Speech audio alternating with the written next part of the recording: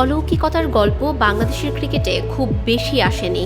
তবে সম্প্রতি পাকিস্তানে সেই গল্প লেখা হলেও সেটা আর চেন্নাইতে হলো না।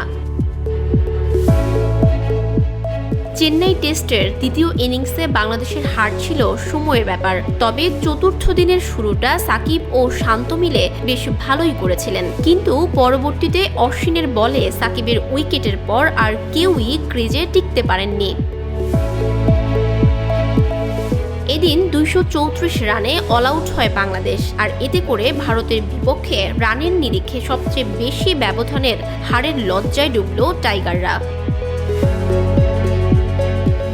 অশ্বিনের স্পিন ঘূর্ণিতে চতুর্থ দিনে 2 ঘন্টাও ব্যাটিং করতে পারেনি বাংলাদেশ।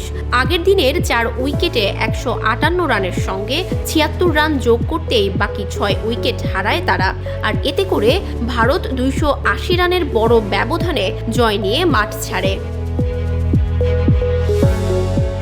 ভারতের দেয়া 515 রানের রান পাহাড় সামনে রেখে ব্যাটিংয়ে নেমে শুরুটা ভালো হলেও অশ্বিনের তোপে ভেঙে পড়ে বাংলাদেশের টড অর্ডার। তৃতীয় দিনের শেষে ব্যাট করতে নেমে 4 উইকেট হারিয়ে 158 রানে দিন শেষ করে সফরকারীরা।